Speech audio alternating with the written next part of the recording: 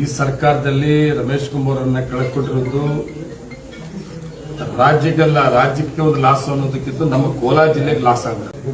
ಸಿದ್ದರಾಮಯ್ಯ ಸರ್ಕಾರದಲ್ಲಿ ರಮೇಶ್ ಕುಮಾರ್ ಅಂತ ನಾಯಕರು ಒಬ್ಬರು ಇದ್ದಿದ್ರೆ ಇನ್ನು ಎತ್ತಿನ ಹೊಳೆಯಲ್ಲ, ಇನ್ನ ಸುಮಾರು ಯೋಜನೆಗಳ ಕಾರ್ಯಕ್ರಮಗಳಿಗೆ ನಮಗೊಂದು ಶಕ್ತಿ ಇರೋದು ಕಳ್ಕೊಂಡಿದೀವಿ. ಏನು ಮಾಡಕ್ಕಾಗಲ್ಲ. ಆದ್ರೆ ನಮ್ಮ ನಾಯಕರು ರಮೇಶ್ ಕುಮಾರ್ ಅಣ್ಣವರು ಅವರ ನಾಯಕತ್ವದಲ್ಲಿ ಯಾವುದೇ ತೀರ್ಮಾನ ತಗೋಬೇಕಾದ್ರೂ ಇಲ್ಲೂ ಕೂಡ ನಾವೆಲ್ಲ ಅವ್ರನ್ನ ವಿಶ್ವಾಸ ತಗೊಂಡು ಅವ್ರ ತೀರ್ಮಾನಗಳು ಅವ್ರು ಏನ್ ಹೇಳ್ತಾರೆ ಅದ್ರ ಪ್ರಕಾರ ಹೋಗ್ತಾ ಇದ್ದೀವಿ ನಾವು. ಆಮೇಲೆ ಅವಕಾಶ ಕೊಡುವಂತವ್ರು ಅವ್ರು ದೊಡ್ಡ ನಾಯಕರು, ಹೈಕಮಾಂಡ್ ತುಂಬಾ ಚೆನ್ನಾಗಿದ್ದಾರೆ. ನಾವೆಲ್ಲ ಅವ್ರ ಹಿಂದೆ ಇರ್ತೀವಿ. ಹೈಕಮಾಂಡ್ ಏನ್ ತೀರ್ಮಾನ ತಗೋತದೆ, ಅವ್ರು ಏನು ಮಾಡಬೇಕು ಅಂತ ನಮ್ಗೆ ಹೇಳಿದ್ರೆ ನಾವು ಅವ್ರ ಪರವಾಗಿ. ಅದೆಲ್ಲ ಏನು ಇಲ್ಲ. ನಾವು ಕೋಲಾರ ಜಿಲ್ಲೆ ಕಾಂಗ್ರೆಸ್ ಪಾರ್ಟಿ 4 ಜನ ನಾವೆಲ್ಲ ಕಾಂಗ್ರೆಸ್ ಮೇಲೆ 4 ಜನ ಕೂಡ ಇವತ್ತು ಸರ್ಕಾರ ಇದೆ ರಾಜ್ಯದಲ್ಲಿ. ಒಳ್ಳೆ ಒಳ್ಳೆ ಕಾರ್ಯಕ್ರಮ ಕೊಡ್ತಾ ಇದ್ದಾರೆ. 5 ಗ್ಯಾರಂಟಿಗಳು ಸಾಮಾನ್ಯ ಜನ ಬಡವರಿಗೆ 5 ಗ್ಯಾರಂಟಿ ಕೊಟ್ಟಿದ್ದಾರೆ. ಆದರೆ ಡೆವಲಪ್ಮೆಂಟ್ಸ್ ಕೂಡ ನಾನು ಬಿಜೆಪಿ ಸರ್ಕಾರದಲ್ಲಿ MLA ಇದ್ದೇನೆ. ಬಿಜೆಪಿ ಸರ್ಕಾರದಲ್ಲಿ ನಾವು ಡೆವಲಪ್ಮೆಂಟ್ಸ್ ಅನ್ನೋದೇ ಗೊತ್ತಿಲ್ಲ. ನಮಗೆ MLA ಅಂತ ಹೇಳ್ಕೊಂಡು ಆಡ್ತಾ ಇದ್ವಿ. ಒಂದು ಸೂರು ಸಹಕಾರ ಕೊಡಲಿಲ್ಲ. ಯಾವ್ದೊಂದು ರಸ್ತೆ ಗುಳಿ ಬಿದ್ರೆ ಗುಳಿ ಮುಚ್ಚಕ್ ಕೂಡ ಬಿಡಲಿಲ್ಲ ನಮ್ಮನ್ನ. ಏನೋ ಹಣೆಬರೇ 2ನೇ ಸಾರಿ ನಾವು ಸರ್ಕಾರದಲ್ಲಿ ಉಳ್ಕೊಂಡಿದ್ವಲ್ಲ. ಇವತ್ತು ಡೆವಲಪ್ಮೆಂಟ್ಸ್ ಇದೆ, 5 ಗ್ಯಾರಂಟಿಗಳಿದೆ, ಒಳ್ಳೆ ಸರ್ಕಾರ ಇರೋದ್ರಿಂದ ಒಳ್ಳೆ ಕೆಲಸ ಮಾಡ್ಕೊಂಡು ತಾವು ಜಿಲ್ಲಾ ಮಟ್ಟದಲ್ಲಿ ಈಗಾಗಲೇ 3ನೇ ಸಾರಿ ಅಧ್ಯಕ್ಷರಾಗಿ ಎಲ್ಲ ಒಂದು ನಿರ್ದೇಶಕರ KK ಮಂಜಣ್ಣ, ಅನ್ವೇಷಣಾ ಸೀನಿಯರ್ ಎಲ್ಲ ಇದ್ದಾರೆ. ಈ ಒಂದು ಜಿಲ್ಲಾ ಮಟ್ಟ, ತಾಲೂಕು ಮಟ್ಟ, ಇಡೀ ಜಿಲ್ಲಾ ಮಟ್ಟ ಎಲ್ಲ ತಾಲೂಕುಗಳ ರೈತರ ಪರವಾಗಿ ಡೈರಿಗಳಿಗಾಗಲಿ ರೈತರಿಗಾಗಲಿ ತಮ್ಮ ಒಂದು ಸರ್ಕಾರದ ಅವಧಿನಲ್ಲಿ ಯಾವ ರೀತಿ ಸೌಲಭ್ಯ ಒದಗಿಸ್ತೀವಿ? ಈಗ ನಮಗೆ ಹೋದ ಅವಧಿಯಲ್ಲಿ ಹನುಮಣ್ಣವರು ಒಬ್ಬರು ಡೈರೆಕ್ಟರ್, ಅನ್ವೇಷ್ ಅವರು ಒಬ್ಬ ಡೈರೆಕ್ಟರ್.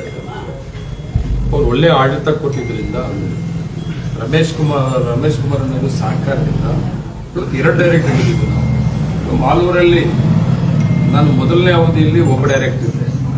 2ನೇ ಅವಧಿಗೆ ಮಹಿಳಾ ನಿರ್ದೇಶಕ ಜಿಲ್ಲೆಯೆಲ್ಲ ಒಟ್ಟಾಕಂತದ್ದು ಒಬ್ಬ ಮಹಿಳಾ ಡೈರೆಕ್ಟರ್ ನಮ್ಮ ತಾಲೂಕು ಗೆಲ್ಸ್ಕೊಂಡಿದ್ದೆ. ಮತ್ತೆ 3ನೇ ಅವಧಿಗೆ ನಾನು ನಿರ್ದೇಶಕ 3ನೇ ಡೈರೆಕ್ಟರ್ ಕೂಡ ಗೆಲ್ಸ್ಕೊಂಡು 3 ಡೈರೆಕ್ಟರ್ಗಳು ಇದು ಮಾಲೂರು ತಾಲೂಕಲ್ಲಿದ್ದರು. ಅದೇ ರೀತಿ ನಮ್ಮ ಅನ್ವೇಷ್ ಅವರು ಕೂಡ ಒಬ್ಬ ಡೈರೆಕ್ಟರ್ ಇದ್ರು.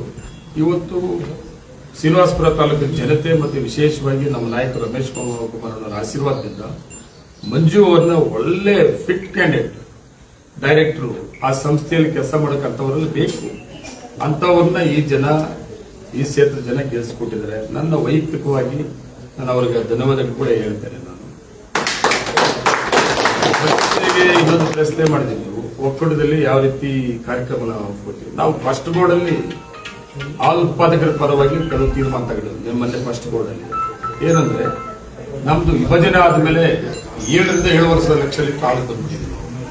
ಈಗ ನಾವು 10 ಲಕ್ಷ ಹಾಲು ಉತ್ಪಾದನೆ ಮಾಡಬೇಕು ಒಂದು ವರ್ಷದಲ್ಲಿ. ಅದಕ್ಕೆ ಅತಿ ಹೆಚ್ಚಿಗೆ ಹಾಲು ಉತ್ಪಾದಕರ ಸಹಕಾರ ಸಂಘಗಳನ್ನು ಹೆಚ್ಚಿಗೆ ಮಾಡಬೇಕು, ಒಂದು ಕಾರ್ಯಕ್ರಮ. 2ನೇದು ಎಲ್ಲ ಹಾಲು ಉತ್ಪಾದಕರ ಸಹಕಾರ ಸಂಘಗಳಲ್ಲಿ ಕೂಡ ಕಾಮನ್ ಸಾಫ್ಟ್ವೇರ್ ಮಾಡಬೇಕು. ಕಾಮನ್ ಸಾಫ್ಟ್ವೇರ್ ಮಾಡೋದ್ರಿಂದ ಹಾಲು ಉತ್ಪಾದಕರಿಗೆ ಏನು ಕ್ವಾಲಿಟಿ ಗುಣಮಟ್ಟದ ಹಾಲು ಕೊಡ್ತಾನೋ ಆ ರೇಟ್ ತಗೊಳ್ತಾನೆ. ಅದು ಕಂಪಲ್ಸರಿ ಆಗಬೇಕು. ಇನ್ನೊಂದು ಹಾಲು ಉತ್ಪಾದಕರಿಗೆ ಇನ್ಶೂರೆನ್ಸ್ ವರ್ಷಕ್ಕೆ 1 ಸಾರಿ ಇತ್ತು ಬದಲು ಅದನ್ನು ನಮ್ಮ ಆಡಳಿತ ಮಾಡಿದ್ರು, ಹೋದ ಆಡಳಿತ ಮಾಡಿದ್ರು 2 ವರ್ಷಕ್ಕೆ 2 ಸಾರಿ ಮಾಡಬೇಕು. ಉದ್ದೇಶ ಏನಂದ್ರೆ ಎಲ್ಲ ರಾಸುಗಳಿಗೆ 100% ಇನ್ಶೂರೆನ್ಸ್ ಮಾಡಬೇಕು.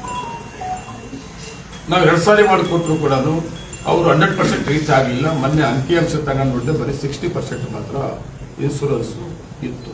100% ಮಾಡಬೇಕಾದ್ರೆ ಏನ್ ಮಾಡಬೇಕಾಗ್ತದೆ ಅಂತೇಳಿ ಅಭಿಪ್ರಾಯಗಳನ್ನ ಕಲೆಕ್ಟ್ ಮಾಡಿಕೊಂಡು ನಿನ್ನೆ ಬೋರ್ಡಲ್ಲಿ ವರ್ಷಕ್ಕೆ 2 ಸಾರಿ ಇರೋದನ್ನ ಇನ್ಶೂರೆನ್ಸ್ ಕಟ್ಟುತ್ತಾ 3 ಸಾರಿ ಅವಕಾಶ ಮಾಡಿಕೊಡ್ತೀವಿ. ಉದ್ದೇಶ 100% ಇನ್ಶೂರೆನ್ಸ್ ಅನ್ನ ಎಲ್ಲ ರಾಸುಗಳಿಗೂ ಮಾಡಿಸ್ಬೇಕು. ಆಕಸ್ಮಿಕ ಏನಾಗ್ತಿರೋದ್ರೆ ಆ ರೈತನ ಕಷ್ಟ ಇಲ್ಲದೆ 70,000 ರೂಪಾಯಿ ದುಡ್ಡು. ಈ 3 ಯೋಜನೆಗಳನ್ನ ಫಸ್ಟ್ ಬೋರ್ಡಲ್ಲೇ ತಗೊಂಡಿದ್ದೀವಿ. ಇನ್ನು MK ಗೋಲ್ಡನ್ ಡೈರಿ ನಡೀತದೆ, ಅದು 3-4 ತಿಂಗಳಲ್ಲಿ ಕೆಲಸ ಕಂಪ್ಲೀಟ್ ಆಗ್ತದೆ. ಸೋಲಾರ್ ಪ್ಲಾಂಟ್ 12 ಮೆಗಾವಾಟ್ ಮಾಡಿದ್ವಿ. ಹೋದ ಆಡಳಿತ ಮಂಡಳಿ ಸರ್ಕಾರದ ಸಹಕಾರ ತಗೊಂಡು ಅದು 10 ಮೆಗಾವಾಟ್ ಚಾರ್ಜ್ ಆಗಿದೆ. 2 ಮೆಗಾವಾಟ್ ಚಾರ್ಜ್ ಮಾಡಬೇಕು. ಅದು ಫೈನಲ್ ಸ್ಟೇಜ್ ಆಗಿದೆ. ಇನ್ನು ಮುಂದೆ ಏನು ಡೆವಲಪ್ಮೆಂಟ್ಸ್ ಮಾಡಬಹುದು ಅದೆಲ್ಲ ಮಾಡಬೇಕು. ಆಡಳಿತ ಮಂಡಳಿ ಮುಂದಿನ ದಿನಗಳಲ್ಲಿ ಸರ್ ಇನ್ನೊಂದು ಮಾತು